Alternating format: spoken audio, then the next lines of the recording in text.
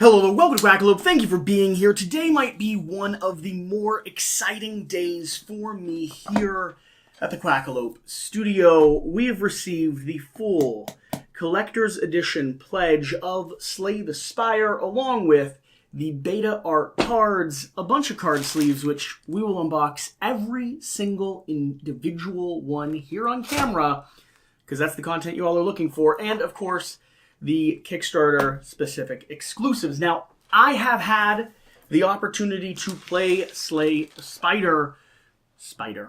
Not quite the same game, although I suppose you could be slaying a spider in the process of playing it. I've had the opportunity to play Slay the Spire. Also, by the way, beautiful, beautiful carrying case. So many times on my phone, but then of course, with the prototype copy that we got back, I want to say a year ago, a little bit over a year ago. I'm not sure. This was one of the more anticipated games. Loud noises. This is one of the more anticipated games in the industry for me, primarily because it's coming from the video game, the phone app game IP, which has been one of my favorite, if not my favorite phone app game for a long, long time. And I know a lot of you share in that opinion as well. Excuse me while I try to get this whole playmat unfurled here. I have to be honest. This is not what I was expecting. I was expecting maybe a little bit more of a on-the-board layout. I like this, though. I like that it's subtle, a little sexy. I think the blacks could be a little bit darker in terms of the print, especially with the artwork here, but that might just be the graphic that they had. I don't think I want any more chaos. I was thinking maybe I haven't looked at any of this stuff, by the way, on the Kickstarter page. I don't even remember what this is going to be, other than the fact that I did play this with the prototype edition, and I really enjoyed it. I enjoyed it multiplayer. I enjoyed it solo. I thought there was an argument for playing Slay the Spire, the board game, over just continuing to play the video game, and I just recently filmed a video talking about the 10 games that I want to obsess over, that I wish I could just play all the time. The 10 games that really, you only need them and you don't need anything else. And Slay the Spire was on there as the honorable 10th category, the category that's always filled by something that has just recently arrived. You know that lusting, that longing, that desire you have for the thing that you've dreamed for years for, the desire you have for it to be amazing? Well, my hope is that this game fulfills on all of its promises. Slay the Spire. Slay the Spire is a cooperative roguelike deck building and adventure. I love deck building. I enjoy roguelike games quite a lot in the video game world. I don't know of many applications in the board game world that stand out to me as doing it as well as the video game world does. Maybe this one will be there. Craft a unique deck, encounter bizarre creatures, and discover relics of immense power, and finally become strong enough to defeat the boss at the end of the act. Deck building means that you're constructing your deck as you play, that chaos and randomness is happening. It's one of the things I love in board games. I like feeling like I've developed and created a broken board game system. Okay, let's see what else we can find inside here.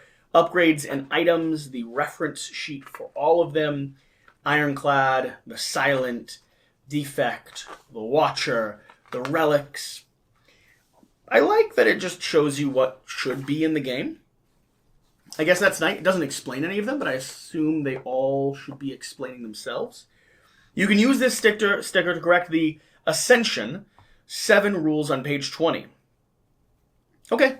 Nice of them. So there's a little bit of a misprint. That means they've continued playtesting and correcting things as the game has moved forward. We have a storage guide, an organizing approach, and a card sleeve reference, which is nice as well. Help you get everything as playable and approachable as possible. We have some punch board here for some of the tokens.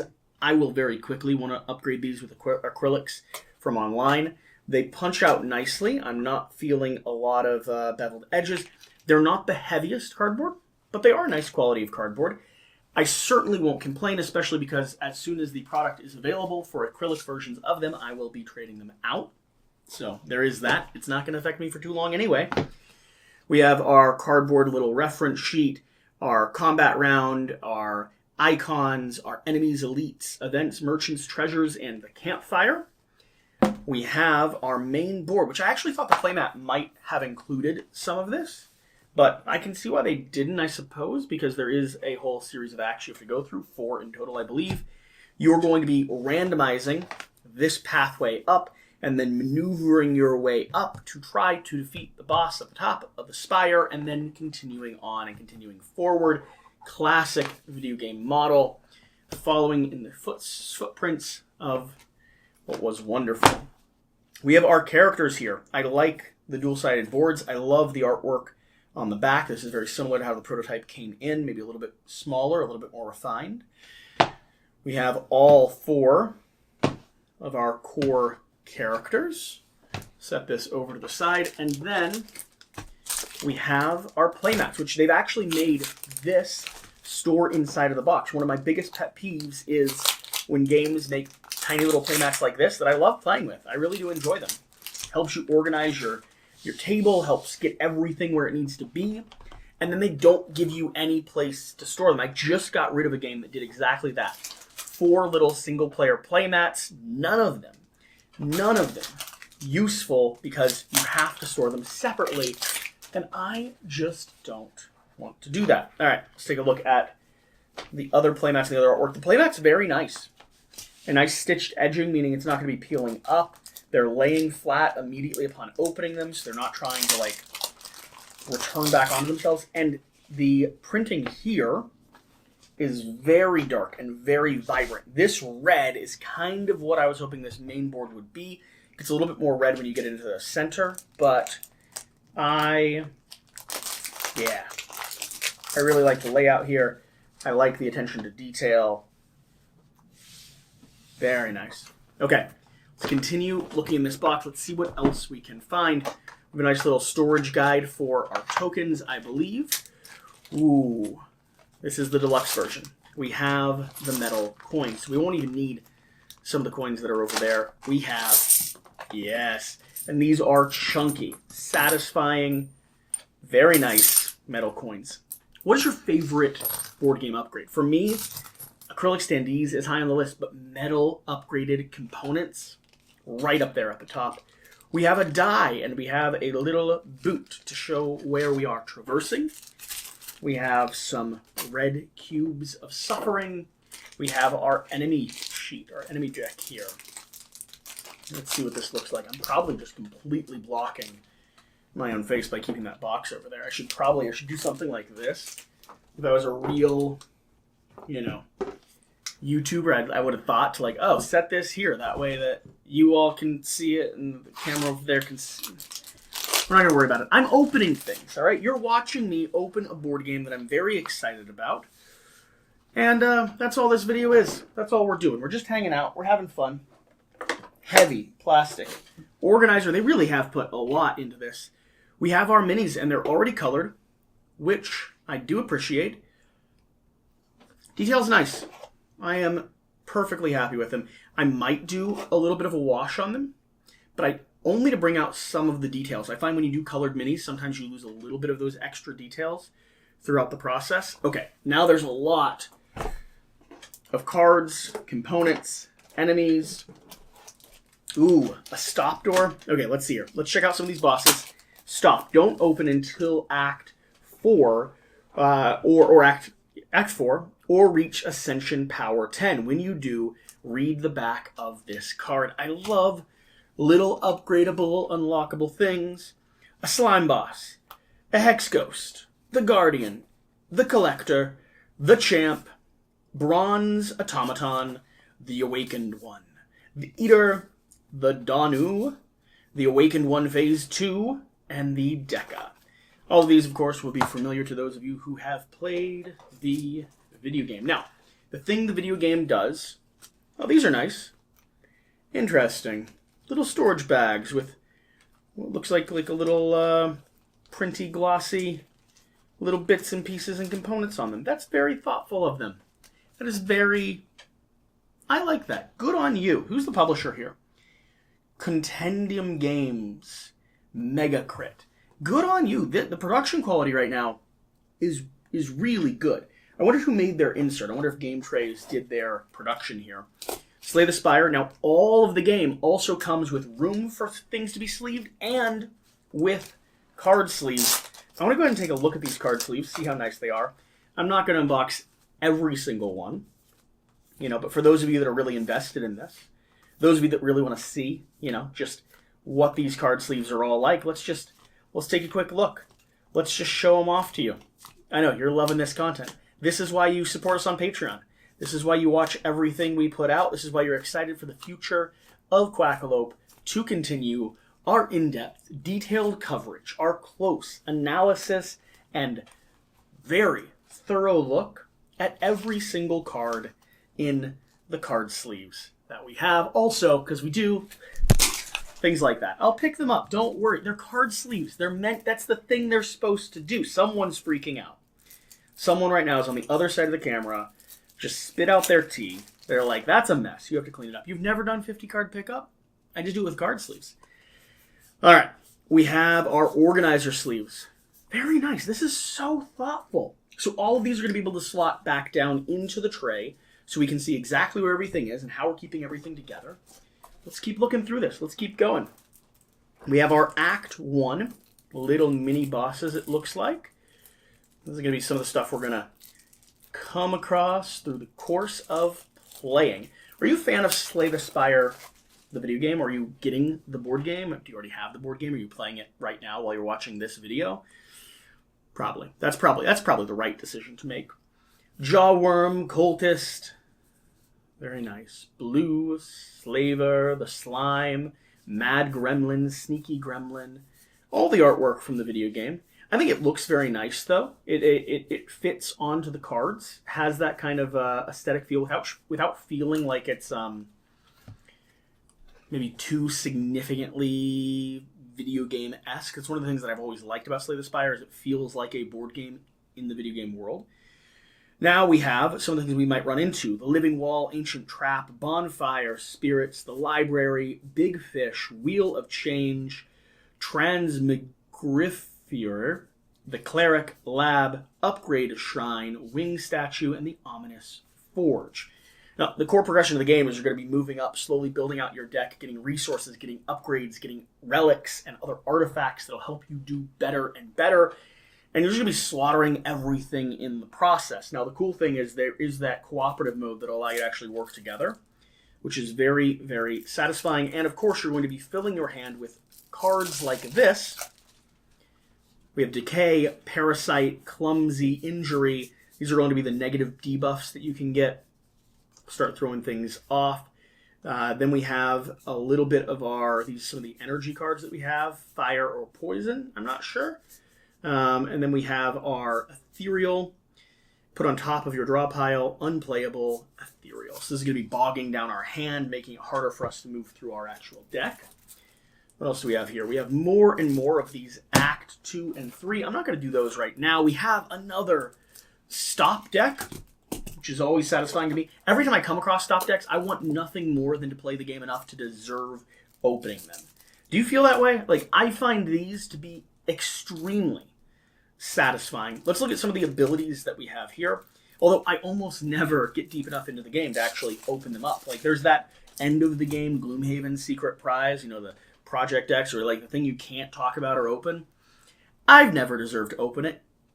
Guess what I haven't done? I've never opened it. It just sits there taunting me, laughing at me, telling me I should play 200 hours of a single board game so that I could justify opening one package and seeing what might or might not be a satisfying surprise. If you played the game because you enjoyed it, it's probably very satisfying. But if you're like me and you played 200 hours of the game just for the surprise, questionable. All right, so you're going to have a handful of cards, and these cards are going to have various different abilities on them, so you're going to be playing them out, and you're going to be paying the cost to do so. So we have basic attacks, we have basic defenses, we have inflamed, you'll gain strength. We have things that add ethereal into your hand. We have debuffs that will affect the other characters at the board. You have things that allow you to draw cards, things that allow you to exhaust cards. It doesn't get as wild and complicated as the video game does, but that's because you have to track all the extra min-max and damage and everything throughout the course of play. When I played the prototype, I thought they did a really good job at balancing that. I'm curious to see that here on the table.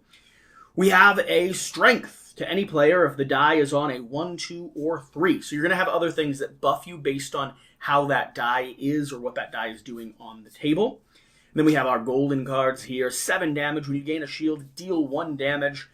This turn, take your next attack is played twice. So just extra things that start powering you up and buffing you. But the real gem of any deck builder, but Slay the Spire specifically, is when you start doing combinations. Like this game's built around pairing things together in a way that just starts to feel overwhelmingly powerful.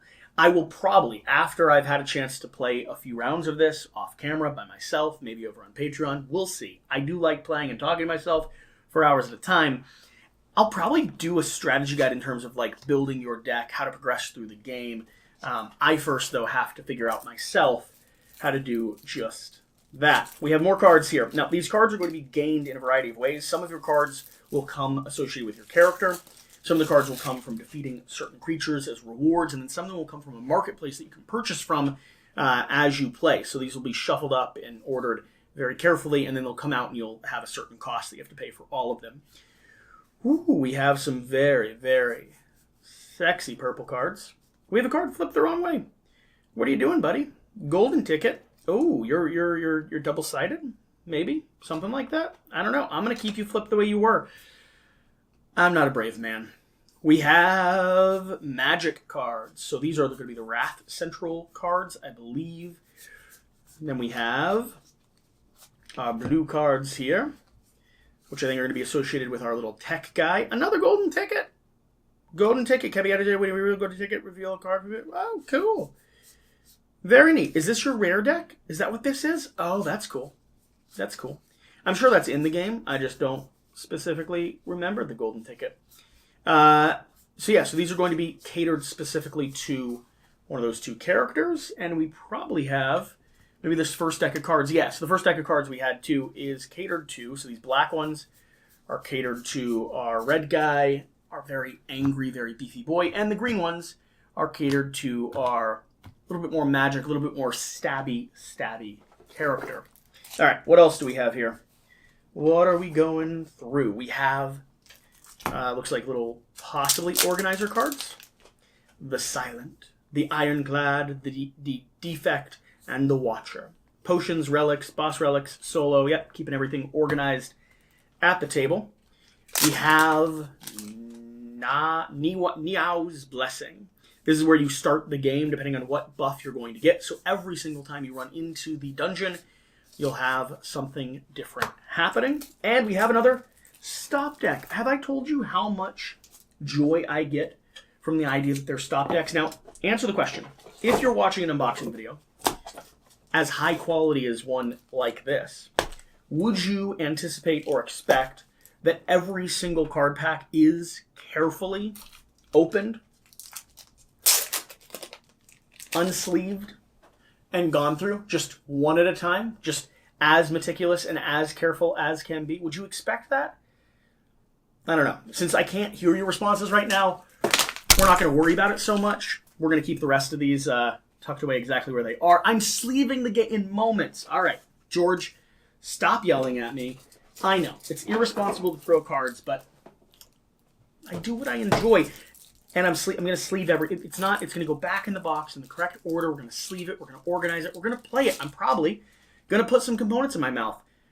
Maybe this evening. We'll see. Don't judge me. You don't know what I get joy from. That's not your concern. We have our artifacts. We have the items that we'll be finding while we explore the game, and these are where everything really starts to click together. Start of combat, gain 2 defense. Well, what if you have something that makes you do damage for the amount of defense you have, and then you have a few cards that add defense on top of that? You just get to chain and combine, and you'll get multiple of these as well. When you rest, heal 3 HP, trigger a die relic ability, its owner gains the effect. We can keep going down. There are so many of these too. You can't gain curses. Good, I don't want curses anyway. Don't leave curses in the comments. I can't gain them. I've got this. This is mine. Right there. Can't gain curses anymore. Look at that. All of you on Reddit that thought you had me, you don't. Block potion, energy potion, fire potion. Potions are going to be little things that you can drop on your head or smash against the wall, just like Dungeon Crawler Carl, and you'll get the ability just by being in the proximity of it, and they're going to give you more spells, more abilities, allow you to set people on fire. It's good. A box of matches could have done the same thing, but potion juice that's fire-based is much more fun. And we have things like ectoplasm. Start of turn, gain a power. You can't gain gold. That's mean.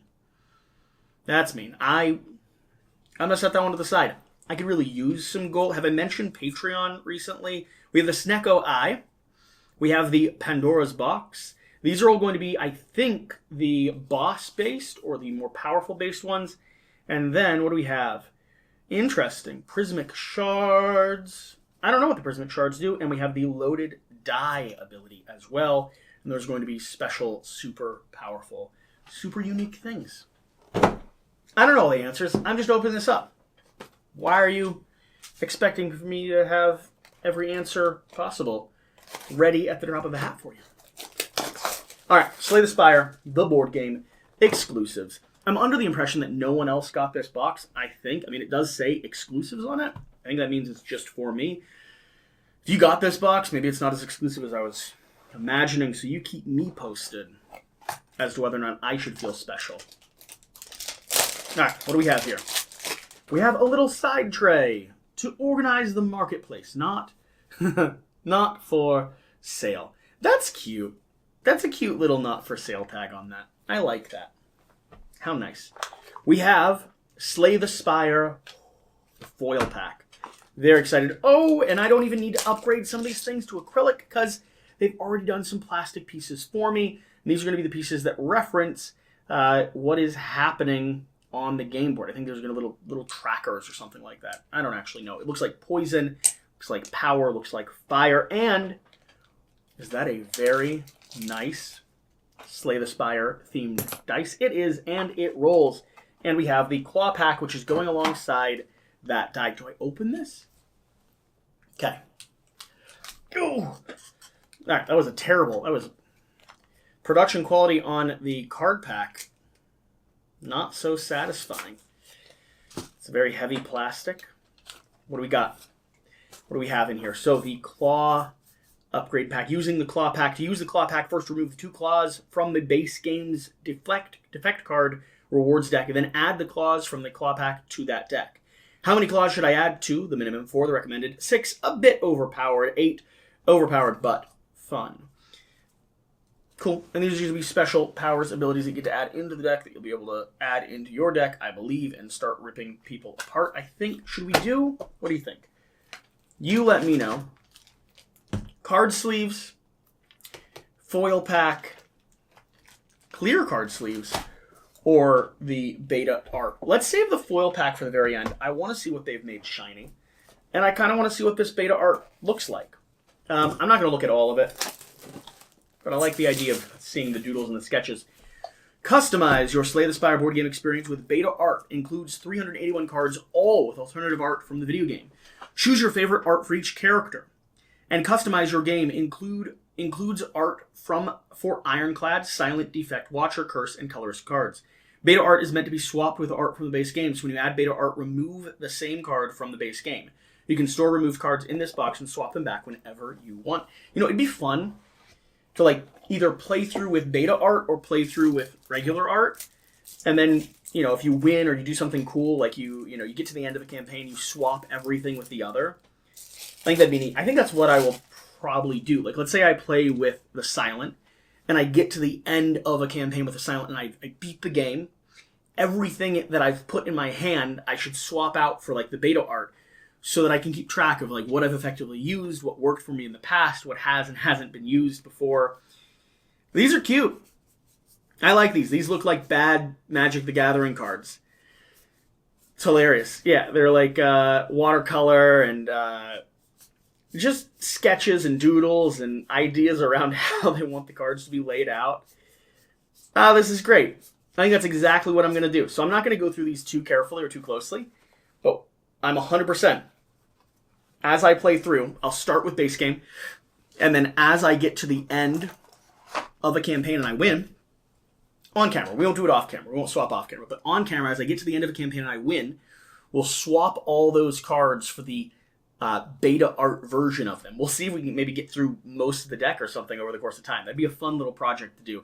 See if you can actually end up with everything having switched places over the course of a gameplay. It doesn't look like our small little relic cards have that option. By the way, this extra card pack here, really sweet of them.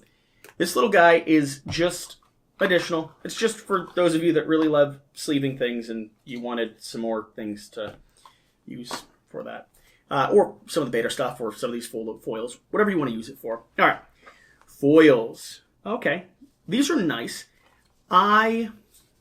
Styles of foils are always complex for me. Like, these have a gloss across the entire card, which I like. It's very satisfying, actually, with these yellows.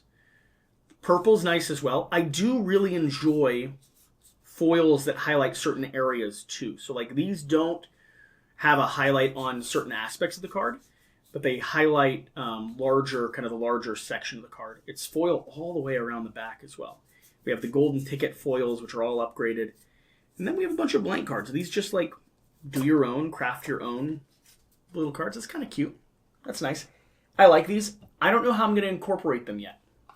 You have to let me know. We have an idea for the beta cards. I don't know about these foils yet. Do I just mix them in? I feel like there should be a reward of sun type. Like we set ourselves a challenge, play on like super difficult mode or something like that, and that's where you start unlocking and getting the foils. We'll see. We'll think about it.